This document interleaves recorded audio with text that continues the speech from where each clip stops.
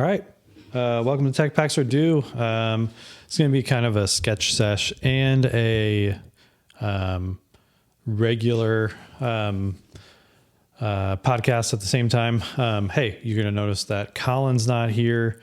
Sometimes the whole thing doesn't mesh up. We don't link up on our timelines. Colin's got a job. I've got a job. He's got a life. I've got a life. But hey, this is going to be a fun one. I hope. So hey, like and subscribe. We are just gaining followers all the time, by the day. And, it's been a joy to watch. It's been a joy to watch that people care about the accurate, amazing, world of footwear as told by footwear designers. And, I think, it's just awesome. So continue to tell everybody, like and subscribe. The more we can get the word out, eventually this can get bigger and bigger, and hopefully we can, get every footwear designer on that we want to get on. Colin and I do have an extensive list, and we're just, slowly churning through those things. But there's a lot we want to do. And so, that's why we're doing a sketch session, so you can see footwear designers, actually sketch. That's why we're doing, we're doing everything that we do. It's all to get that accurate, high level footwear podcast, stuff out.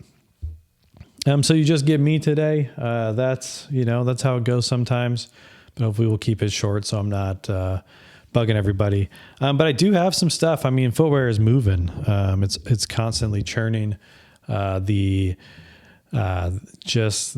level of talent out there, is going. I kind of said this today or this week. I was asked to review some portfolios. Had someone reach out and say, "Hey, can we get together and just talk for a minute?" And I was like, "Yeah, whatever."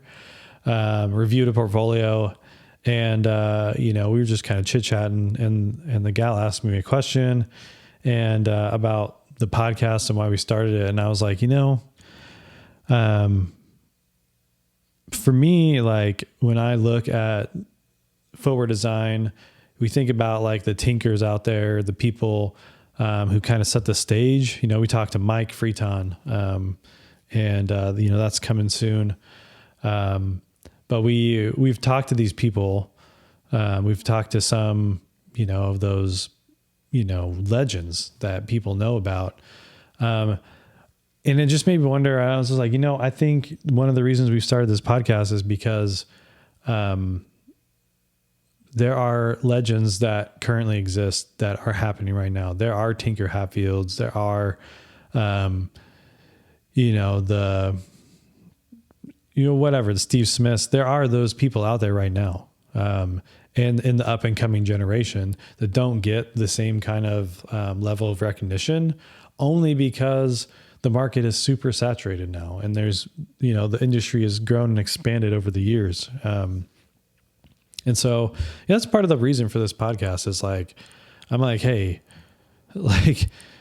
I see high level of talent left and right wherever I go. The two different companies I've worked for, the more people I talk to in the industry, I'm like, hey, these people are all legit. And, so I'm just trying to call attention to that and, let people see what's actually being cooked up and the level of talent, the level of thought that's going in, right now, in footwear design. It's just been on my mind. There's several purposes for what Colin and I are doing here, but, making sure that voices are heard and that, people see kind of what's going on, that legends are being born every day, in footwear here, the shoes that come out, the thought process that goes in.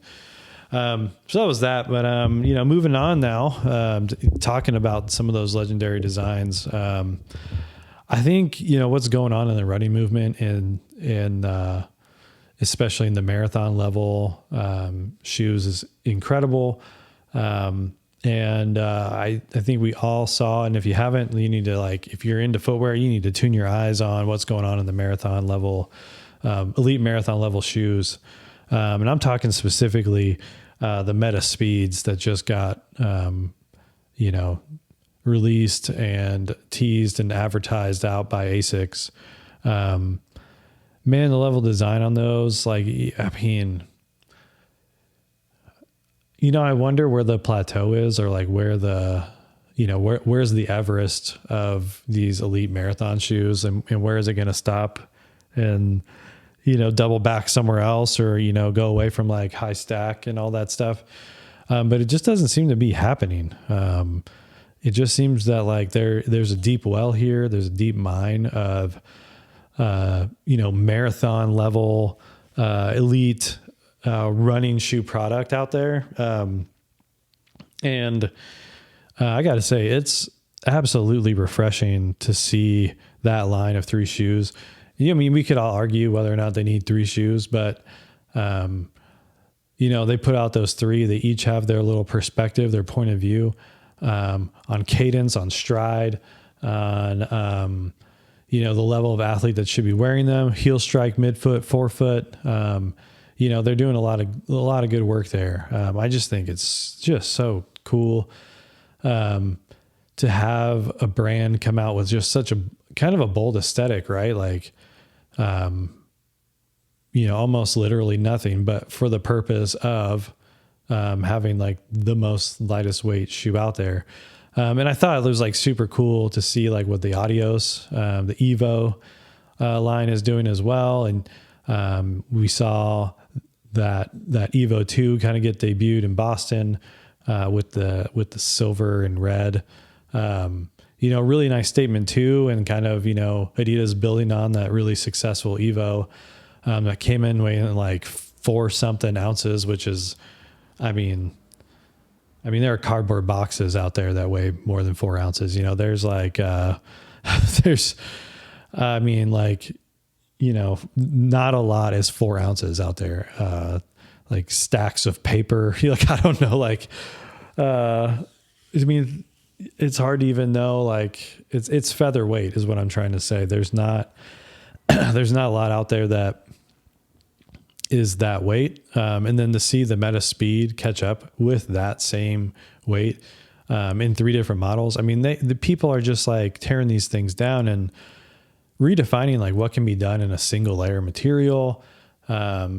You know, asking all the questions of what do we need in a shoe in order to get someone at an elite level, you know, across the line at a marathon, whether it's one race, you know, the single race shoes, you know, just kind of asking these questions. And I think it is so awesome. I mean, yeah, I mean, it's kind of stunning to see the aesthetic and see where other parts of the industry are. It's like, it just raises the bar. And you feel it too, when this new product comes out. And, you know, some people, you know, might think, oh man, you know, crap, or look at what they're working on in the industry and say, man, like, what am I doing? How do I get that, kind of laser focus on lightweight? Or maybe, you know, you're midway through a project already. And this happens in shoes. Like, you're midway through, developing a shoe, and this thing comes out, and you're like that thing, you know, redefines your own project while you're working on it. And, you know, stuff like that happens all the time. Nike drops something where you're like, oh crap. Like, you know, they just raised the bar, or they brought out something with a toe spring that's like, you know, huge, or, and it's just the pace and the speed at which the running shoe community is just rolling right now is just incredible. I can't say it enough. But yeah, check out those Metaspeeds. I mean, you can't really, it's like I said, I don't know where the apex is, because like, what do you do now? Like, everything's gone. You just have foam, thin, super thin web that's punched, and like maybe a plate. The lightest foams on planet Earth. Like, I don't know how they can get lighter and still have integrity. You know, the work that's being done overseas to like improve these foams, from a chemical point is just like, you know, off the charts. I mean, it's just like, I mean, the world is coming together, you know, best and brightest designers, best and brightest chemists, development. I mean, the whole thing is coming together to make these, the marathon space is just tremendous. And I hope, and I think we're starting to see, that is starting to bleed over into other categories, that level of innovation. But man, it's crazy. Check it out. I mean, I feel like I got to take a breath. I feel like I just wrapped that, but it's just awesome. What else I got here? Talking about Mike. We're working on it. And that's partially the reason why, Colin's not on right now is we're working to get that done. Colin came out of the, goodness of his heart, dropping cash with his own, his own money to come out and to interview Mike. I mean, I think we knew kind of going into that film, that session, that we were doing something special, capturing Mike Friton in kind of a long form, casual natured podcast is incredible. There's a lot of B-reel. I mean, we just had our cameras on, taking film of everything. I hope all of it's included. We'll try very hard to make sure that nothing's left out. But I mean, be excited for it. I mean, it is the essence of what we want to do. The purity of what we want to do is just, give you this open and honest look at footwear. And it was enlightening as it is. I mean, just to shout out kind of Mike Friton. If you don't know, like, he does have classes. I hope like 1,000 people aren't going to reach out to him because we did a podcast, but if that's what happens, he'll root through it. I think he'll be fine. But he does consultancy work. He does, he works with brands. He always brings a perspective that I think it's so fresh, because I don't think in a corporate environment, over the last, 20 years, footwear has been, it moves at this pace. I don't think people are allowed to like get outside the walls and think. And that's primarily what Mike does all the time. Like, he's detached from all the brands. He's a third party in looking at all these trends. And he looks at it from a very holistic kind of view, a lens. I think I've said it on Instagram already, that he looks at the foot. He studies, muscle movement, bone structure, injuries, all those things. And not saying that like, the biomechanics lab at Nike and Brooks and Asics and New Balance and all these people, not to say that they are not unknowledgeable, but when you get behind a brand, you kind of have to represent the brand ethos. And because Mike doesn't do any of that, he can kind of have this fresh perspective that doesn't really, it kind of butts against the convention, and I think in a good way. And I think, a lot of times, that type of thinking is taken on by new designers or fresh talent coming into those brands. I don't want to say that like brands aren't having fresh perspectives every day, because obviously you look at the Metaspeed series, and we have people definitely challenging the conventional wisdom of how lightweight a shoe can be.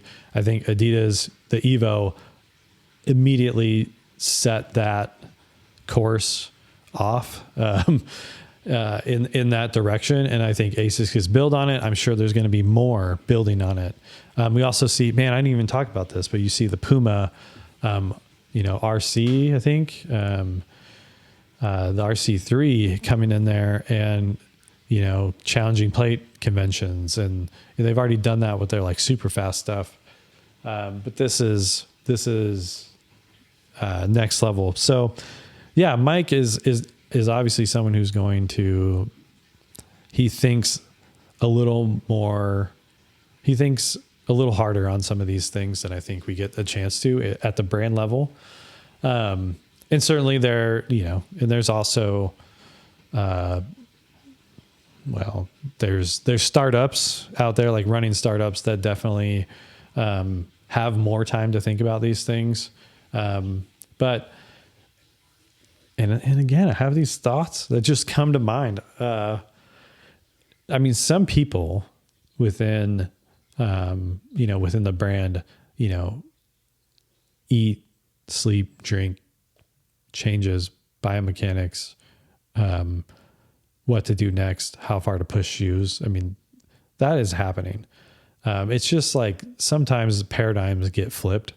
But I also do think that Mike does offer something. And that's what was so interesting is, he has a dynamic fit class, and not to give too much away from his episode, but he talks about like that the foot moves inside the shoe, because the last is static and the foot is not static. So what happens inside the shoe, when in motion, is different than when it's lasted, presented on a lateral, laterally, on a shelf in a store. You're not really getting what is happening when your foot is in motion. And we look at shoes and they've kind of run a same convention, like for a long time. You look at lasts, they've kind of done a similar thing where it's the same convention. And he kind of just like, pokes holes in all of those things, and asks, the why questions that, some people, don't want to do, or don't find them necessary within their brands. There's a plethora of reasons. But every time you meet up with Mike, it's like a kind of a breath of fresh air in that sense. And then I think there was a whole thing, like we needed to cover his background. Like I didn't even know it going in. I've known Mike for a little while, but I didn't know going in, like what necessarily his background was, that he came from an elite sport. And you'll hear about that on the podcast as well, but sorry, you'll just see, like, I want to leave no stone unturned. I want these people captured. I want these moments captured, in a way that's usable and meaningful for as long as YouTube and Spotify survive. Like, it's not that I don't want people to come to me and say, hey, can you review my work? Or, hey, can you just chat? I'm trying to get in.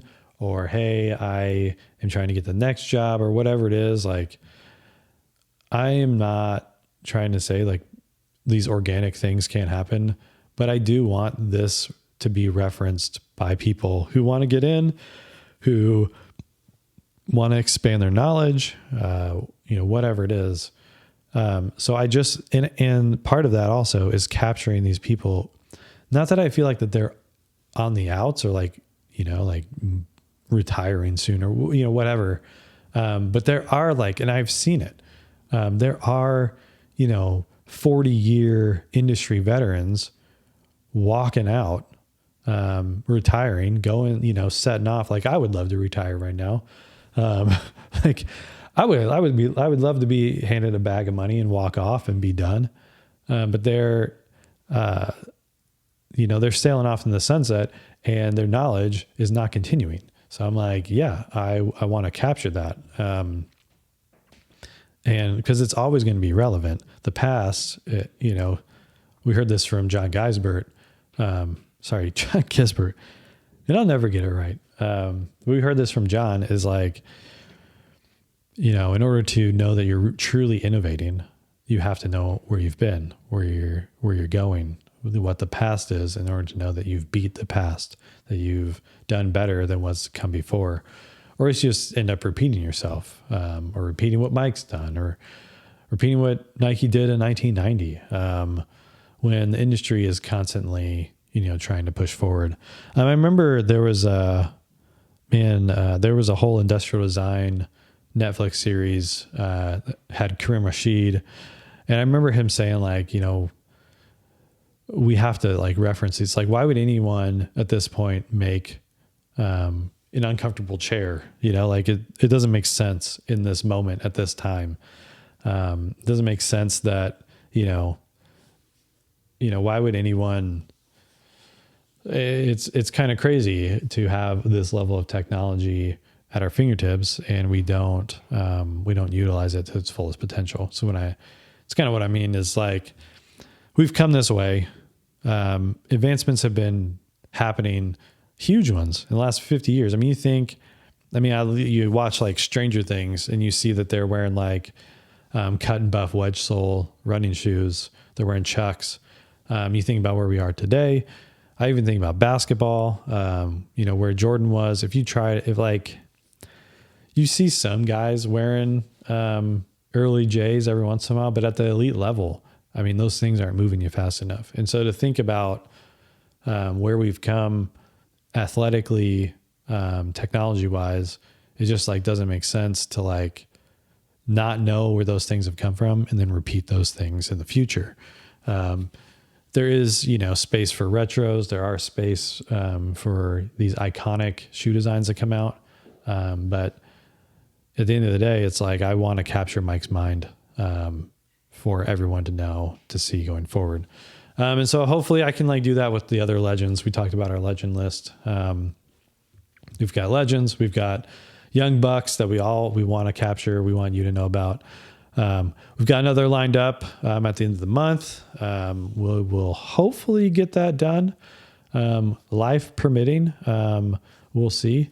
But we do have more of these amazing young designers coming on, these senior level guys that, again, like the footwear industry's moved fast. And I feel like no one's heard of these people. No one's heard of me, for sure. No one's heard of some of these senior level dudes that are just straight up killing it. Feels like I'm talking in fast motion, but I'm trying to make this quick episode. Another shout out I want to say is my Brooks boys out there. My Brooks boys dropping that Cascadia, looking good, dropping the adrenaline. These lifestyle shoes are coming out. Shout out to those Brooks boys who are doing it. I'm talking about Downing. I'm talking about D-Triple-J, getting it done, man. I mean, looks great. Those shoes, man, they built them from the ground up, like true retros, right? Like, digging in archives, measuring things by the millimeter. I mean, it looks great. Having to resurrect old materials, figuring out the builds. I just want to say shout out. That looks great. And I'll put some of those pictures up as we're going here. Just want to shout out the Brooks boys. I'm with them heart and spirit, even though I'm not there anymore. I still love them. But that product is amazing. Just shout out. I mean, it's kind of a big thing when you think about, like, Brooks has been strictly performance run. They brought back, the Chariot back in like 2014 or something, 15. They tried to do that lifestyle thing back then, and it just wasn't panning for the business. They doubled down back in performance, and then hit the gas on performance for the last like 10 years or so, and then finally dipped back in the vault. I think people were just screaming for it, and certainly like it is a no-brainer to bring it back, and that they picked like good models. And I know even internally, like, people were battling for it. Like, hey, we got this heritage, like, and it runs back 100 years. Like, we gotta bring this back. We had Scott Jurek. We had, Big Todd Dean just dropping dimes back in the 90s, early 2000s. Like, we gotta resurrect this stuff. And it's just come back full force. And I think the materialization of the Cascadia and the GTS, the adrenaline, is like, they killed it. That's a lot of work. Just want to shout out the Brooks boys and just say, hey, we're with you. We're with you on it. Good luck. Congratulations. Keep bringing us styles. Keep mixing up the colorways. I'm excited to see it. Might pick up a pair. Don't know. Money permitted. Try to figure it out. So yeah, that's kind of like the main things I wanted to capture in this podcast. In the long form so far, we're about half hour in. Yeah, that Metaspeed mic, the episode's going to be tight. You know, we're just going to keep getting great people. I know, I'm excited for where we're going. Continue to like and subscribe. And I'm just going to try to capture this generation of designers coming up. So I'm telling you, there are tinkers alive and well right now in each brand, and they are every bit as talented, as thoughtful. It just flies under the radar, because no one's calling it out, or is this the market saturation is huge. And also there's not a Michael Jordan behind each shoe. I'm telling you, the talent is massive out there, and it's competitive. What else can I say? Like, I'm going to try to get them out here, and I want you to see them firsthand. Anyway, so that's good. We're going to get with it now. And then we're going to transition to sketch session. I've got a little bit of a thing I want to do. I want to try. So that kind of is like, hey, that's the long form right now, 30 minutes. I hope you got that blast of knowledge, that inspo you needed from Tech Packs or Do to kind of lift you up. You know, if you're trying to get in, keep that push, keep that fight. If you are in and you're like, man, no one notices me, I notice you. I notice you every time. Every time a shoe comes out, I'm telling you, Shoe Instagram knows, I know. It looks great. Like, you know, shout out to those guys, absolutely blowing minds when they put, awesome, oh man, the gravity sketch renders and stuff on there. Like, we see that stuff, man. So yeah, we're going to keep going. I'm going to review product over the next week as well. I've got some of my own shoes, got some other stuff coming in. So it's like, we're just going to keep that churn. Anyway, that's a lot of rambling. I'm going to say it again, like, subscribe, tell your people. All right, let's do the sketch session. We're going to do that little break. Sketch session time.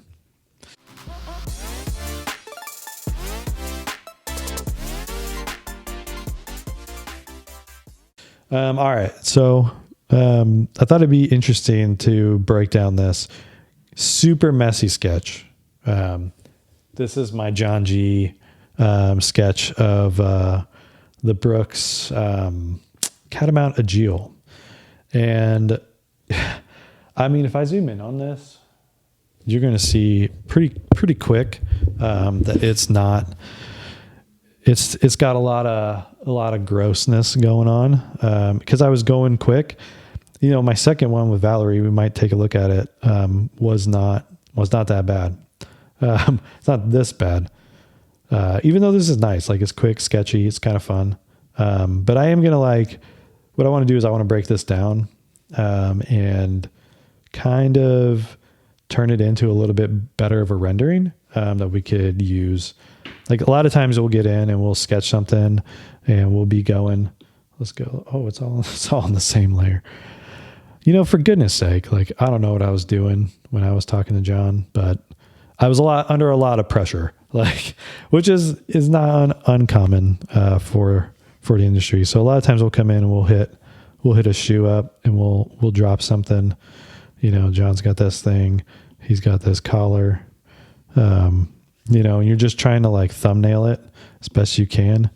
And you've got an idea and you're just cranking it, and you just kind of go and you see this branding and you're like, oh shoot, that's actually a good idea. You've got to come back through and just kind of clean it up. And that's kind of could be what I show today, is cleaning up the artifacts, the things that you don't want seen. So when you present your awesome little sketch, you know, people see it for what it is. And a lot of times, you know, and this is not an uncommon problem, but when you go in to present, like, people aren't designers, right? And what you have in your head is almost never going to be what someone else has in their head. And so you want to be as clear as possible at some points. Like, it does not benefit you or keep you sane to be just dropping like rendering style sketches like every 5 seconds. But if you're going to take something like this and you feel good about it, and this is me just like, yeah, if you're feeling good, you've got all this stuff and you're like, oh man, I want to take that to the next level. Not a bad thumbnail, right? Like, you're like, all right, so I want to take that to the next level. We've done all that now. We've got some color. Maybe we had a color palette. And we're trying to up level it so we can present it. I actually think that was pretty dope. So I'm going to take it on, put on another layer. Just going to go boom, paste it. All right. So that's gone. Right. And at the same time, I already removed some artifacting, and I would come in here and just like get rid of that. Like, I put in some texture on the upper here, but there's a lot of junk. And so I just kind of want to come in here and start cleaning up. I might merge these layers just because I want to have it clean. But first thing I would do is just like come in here and just take out all of this like fuzzy color that I used to color the upper. Really start cleaning up the background. Yeah, I really went wild with that. Went overboard with the color. You see this like big giant like dark spot that I was like, I don't know what that's there for. These laces aren't clean. Just kind of, I don't know. I'm just kind of talking out the side of my mouth, but this is what I think about. A lot of times I will have a podcast on, or I'll have something going so I can just kind of jam out.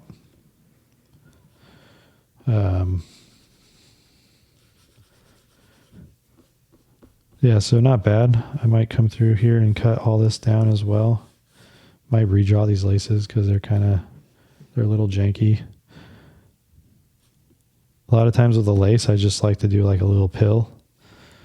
And then just do something. And then I might come through.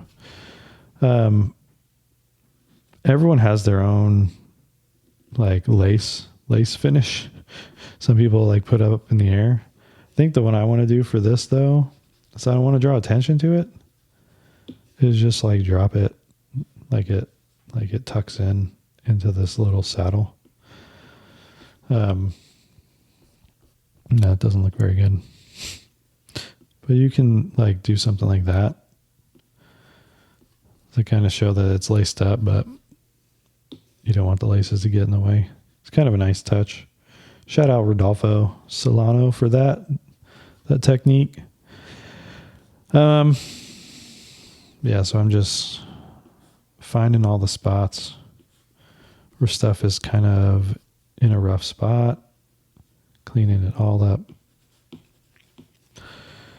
And sometimes the messy is good and you don't want to fight it. But a lot of times I think if it's not as clean as it could be, people start to question. And I think it's also good, like, there's two schools of thought. You can have a messy sketch and people know that it's just a concept, and that gives you the space, the allowance to clean it up and present something different. Or, when you take it to blueprint, you like don't have everything dialed, and so they're not taking it as seriously. They're trying to catch the essence of the idea. So that's another, It's just another way of thinking of it. But for real, come in here.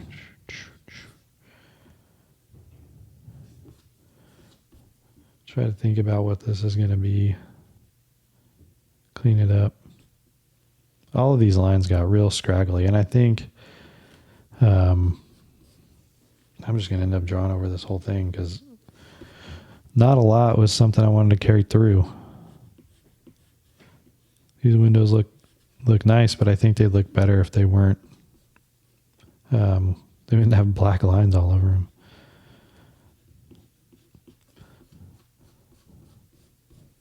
There we go. Something like that.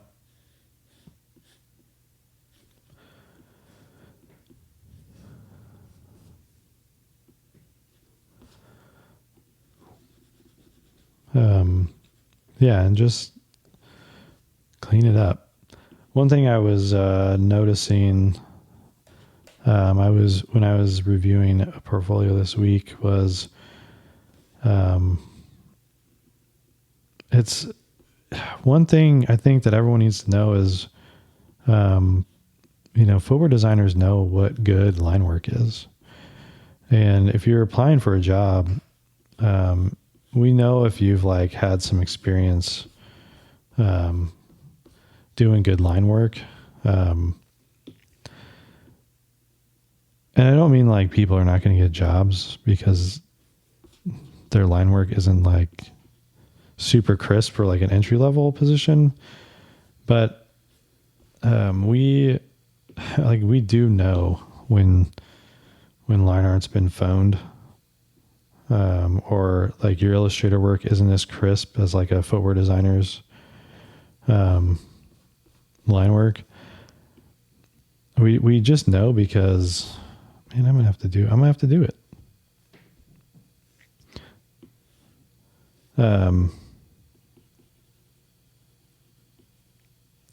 Yeah, doing that on one layer is heinous. It's like a crime.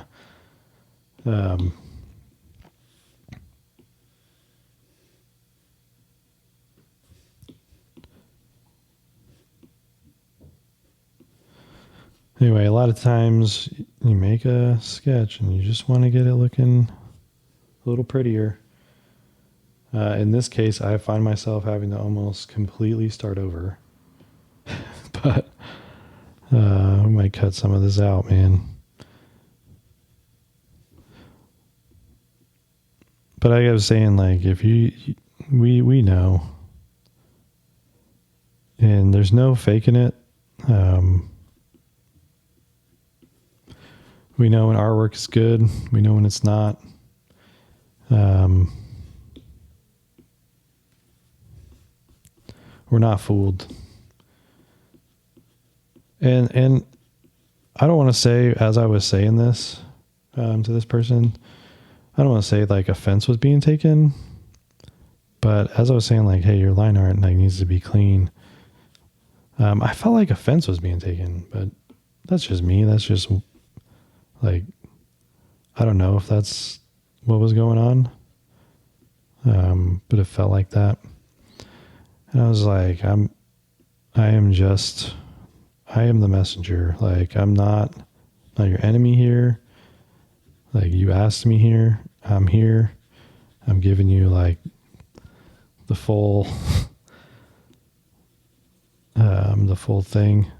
I'm trying not to mince my words. I'm trying to like be honest with people when they come to me. I want to take the time, because I don't want to waste their time. I don't waste my time either. Like I want to be known for helping, and so when I share that information, I was like, yeah, I mean, that's one way to go, is to ignore what I'm saying, and pretend that like, you don't like, maybe, I don't know, if you don't like what I'm saying, then don't do it. But I've gotten a job in footwear and I'm trying to help you. And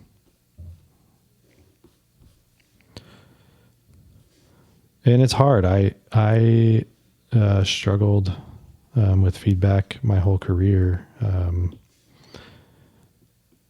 not just because I think I'm right all the time or something, but it is hard you to get your work critically looked at. And I would say, like, what other job is there where you're like critiqued almost every day, whether it's your boss, coworker, other designers? Like, what what other job are you going to ever get where people are going to look at your stuff and say whether they like it or not?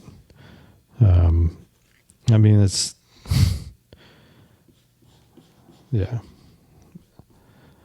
And so, like, that's the job. That's what this is. I mean, you've got to be able to separate yourself, and it's really hard sometimes. Man, I will say, I'm cleaning this up, and I think it's looking better. But I don't remember the geometries of that shoe. But I do want to, like, that's another thing, like with this graphic, I think it was legit, but I don't think there's any way you're going to like accurately show exactly what you want to put on. Maybe you get, maybe you get close, but when you get an Illustrator, you're going to fix all of it. And then this shadow was like super interesting, and I feel like I didn't represent it all that well. Do a little better job today. Taking out some of these black lines, I think it takes some sketches to the next level.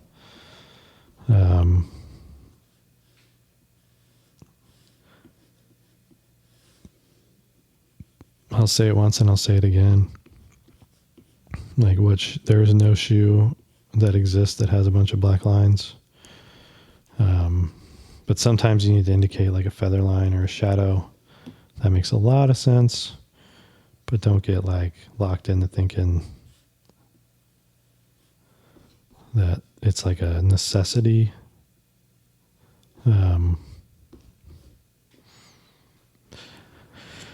Anyway, just to kind of go back on that rant, to like, yeah, like what other job has that situation where you're constantly being judged? And so if you can't handle like me talking to you, on a random day and feeling like you have to defend yourself, like what happens when you get into the job, and someone actually says something that you have to act on that you don't want to? Like, what's going to be your mode? How are you going to deal with that feedback? Food for thought, anyway. It's like, I'm almost finished here, like cleaning up this guy. I don't know if this was going to be shown, I think I would kind of drop in these lines because I think it helps show like what's going on. I don't think I would do that for everything, but I'll do it here. With this guy, I would probably come in with a really light tone for these windows, and I would flush it out a little bit. So I don't think there's material thickness here that would make a shadow, but there is a window that you can see through that would probably create some depth, of just a tonal depth. And there is a texture over top. So what I'm going to do is, because these windows are never just, it's got to have, there's a material texture happening on the surface. Clean all that up. Yeah, I think some people also have, it's like preference. Like some people are going to have, they're going to like that sketchy, first shot. Some people are going to like this. But I think it defines like defines the idea a little bit better. There was a lot of perfs back here. All right, and I think that's pretty good in terms of what I want to do here. Yeah, that's kind of rough. I think I like that as is. Maybe I try this. No.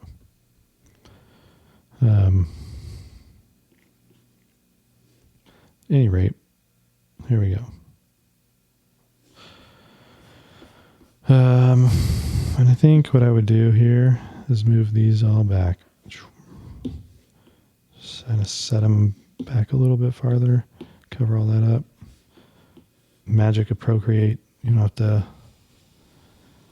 have to do all this all over again. A little Procreate magic.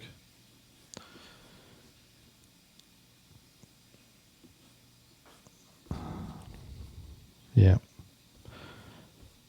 Pretty simple shoe, but a lot of awesome stuff, a lot of awesome details. I think for here, I would just like make one dot on a different layer. Make a dot, come through.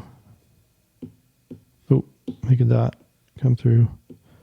Copy, paste, start dotting it up. And then I would come through. One thing I do is I like to, once I have it, duplicate it, grab it, move it. Procreate's changed the whole game. Then I get something I really like, duplicate it down, make that perf pattern, duplicate it down, duplicate it.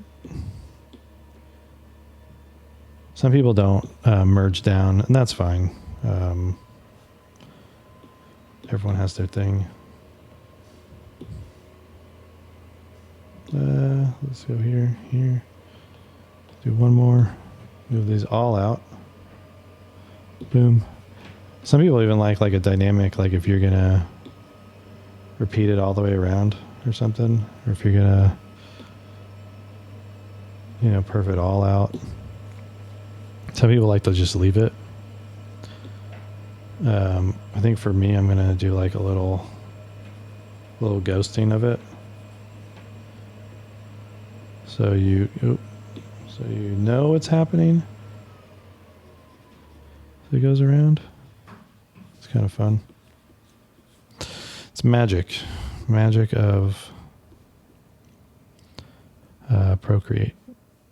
So a lot cleaner. I think some of the Agios stuff had it wasn't like a perfect little thing. It was like had some breakdown.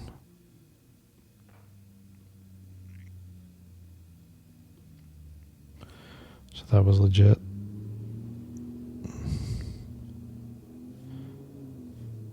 This kind of looks like it was ripping.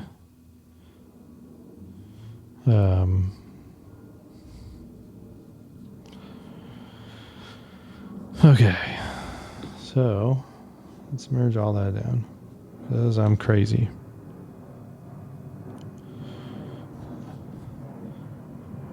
So we got to merge. Let's say we want to put like a little tab in the front here for interest, tab in the back for a little pull. This was a sock.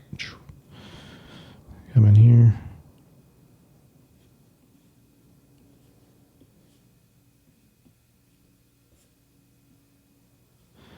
I do two-handed because, I don't know, it feels like a drummer move.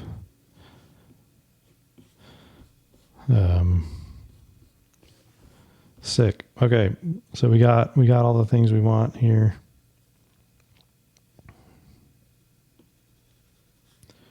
Like I said before, we can go and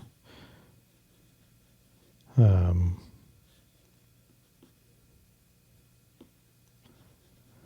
add stuff. But yeah, here we are. Pretty nice. Somewhat quick, not overly, doesn't take a lot of time. Just one last little grab the collar here. Oh man, don't like that either. All right. Looking good. Top line looks pretty okay. Got the highlight. This is kind of fun. A little highlight there. Might be nice to put a shadow. Clean up that. Nice. I'm not too worried about like showing lugs when you have a trail shoe. It's like, I mean, next to impossible to like place lugs and show 100% where they're going to be. It's kind of the fun of the trail shoe is like, it's kind of all over the place. Oh, battery, dang. It's kind of the fun of the trail shoe. It's like kind of all over the place. Don't really know. Put our lace back in. It's kind of wormy. Again, like I'm saying, clean this up. Like I would never come in to like a review and have my lace look too funky. Not a chance. Too much at stake. If I'm being real with everybody, it's your job, man, and you can't afford to do anything but come in looking clean. Let's put that. Let's take that off. Let's get these pills looking good. Let's hit it. There we go. And then I'm going to make them look reflective by, yeah, man, that's the thing. Like, I think I would definitely make sure, like, if I'm going to put a reflective on, like, if I'm going to do this pill here, that's a reflective, and that one there, like, why on earth would they be different sizes? Like, I tried really hard to get, like, right now I'm trying to get them to be uniform. It's just, oh, man, like consistency is key. And like, you don't want to confuse anybody. It's like people will look at your drawings like literally and they're going to think, well, does he actually want two different sizes? Is there a reason for that? Like, why can't we make them the same size? All right, I'm going to take this. I'm going to run a texture on the top.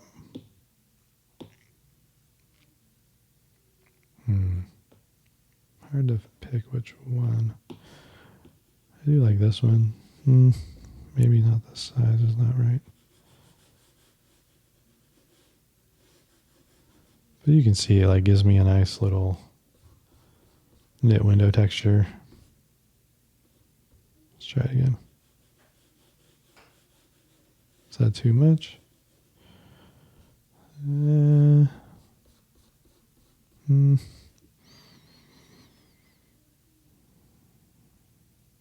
I don't know. Let's try different.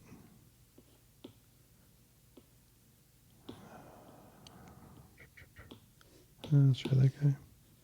Nope.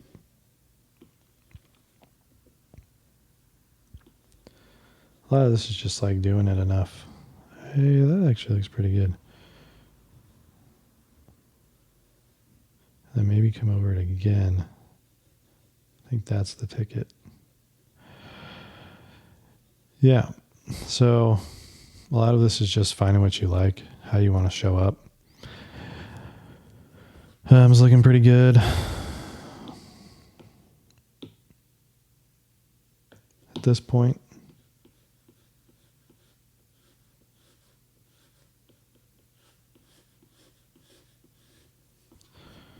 Again, just start getting rid of like some of those artifacts. Found some more down here. Just make sure you're showing up right, showing up clean.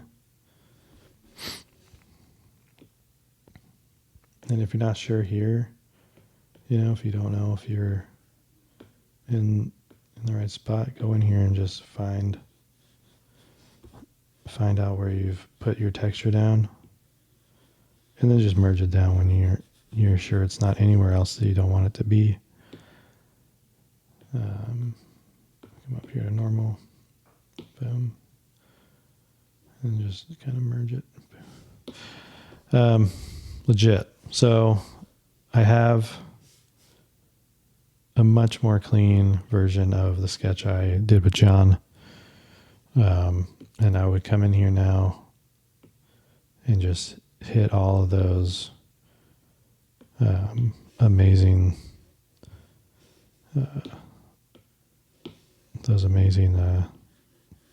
shadow lines. I am, and the more I think about it, Colin talked about what, man, I made those too light. I'm not going to do it. I'm going to come back on it. I just think these should be a little more subtle. So I'm going to come in here. Just going to like airbrush it out a little bit. I just want it there, but not too visible. There we go. Drop that down. And then I do like the more Colin said it, the more I was like, yeah, that's a good idea. Is you can come in here and get your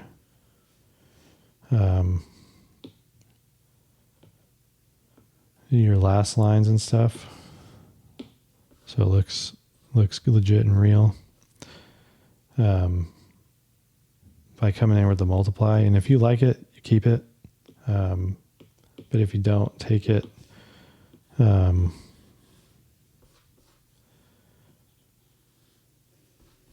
Yeah.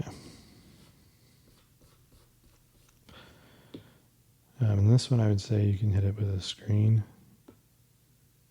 Ooh, that's kind of fun. But yeah, if you, like what Colin was saying was like, Mike Titulo comes in and he'll see something and he'll be like, okay, I just did that. But he'll turn it down, do it full blast. He'll come in here and just like decide if he likes it a little less or a little more. I like that. And then you're not just like locked into what I was doing, which was,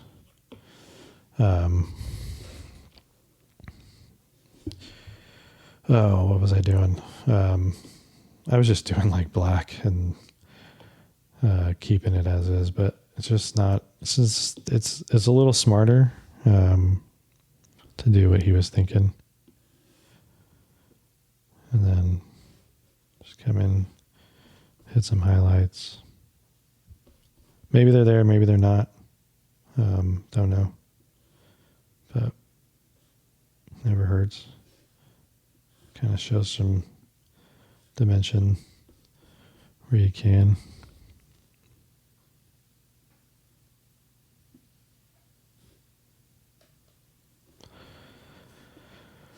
And this is, stuff that I've developed over years of working behind some pretty awesome footwear designers. No one ever told me, man. It's just trial and error, seeing what people are doing and being like, I'm not in the realm of what these guys are doing, and kind of checking yourself on it. That's all you can do. Sorry if my Virginia accent comes out a little bit too, because it exists.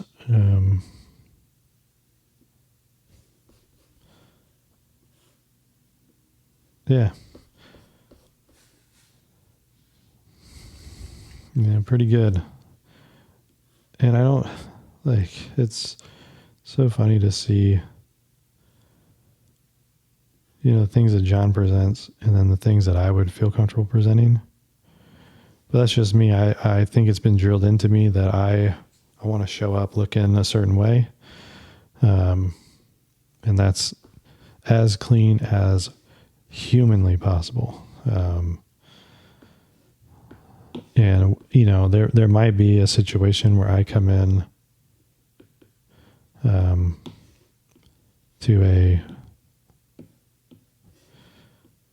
there might be a situation where I take this into a Viscom and like get it really dialed in. But for tonight, I think this is what you're going to get. So you have it. Just cleaned up Jon's sketch, my version of the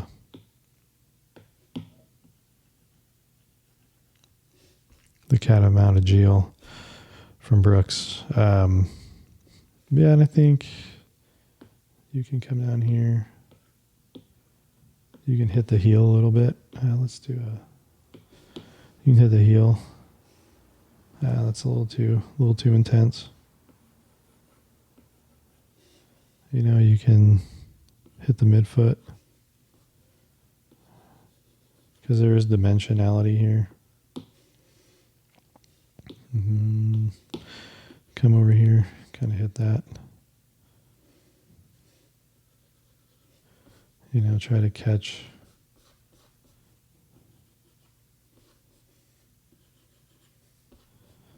Oh, this is not going well. There we go.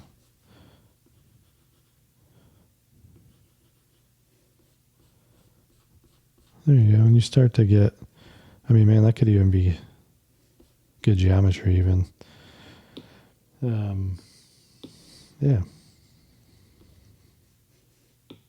Was that on the same layer? No. There we go. Just come in, get that out of there. Clean it up. Looks pretty good. It's not 100%, but for something that I want to like present out, I think I'm getting a little bit more comfortable for what this is. Oh, and then pop that lace guy back in there. Bang. So you go. My little cleaned up version of the Catamount Agile. Again, I will just say thanks for joining us on Tech Packs Are Due. Watch out for Friton's episode coming. I want to say next Monday, but in any situation, at any rate, we'll be releasing that soon, and it's going to be great. Okay, I'm going to leave that there. I'm just going to call it. There's some imperfections, but the time is spent. All right, check us out. Tech Packs Are Due. This is what we do. We do real footwear. It's great, and I think it's great content. And I'm just going to keep bringing it, trying to improve for everybody. But yeah, like and subscribe to the page. We love you guys. We're so grateful for everything, for all the views, for all the subscribes already. We are excited about this project, and we're going to keep it going. See you soon. Watch out for that Friton episode. We'll let everyone know. We're going to keep teasing it out, but it's exciting. Thanks. See you next time.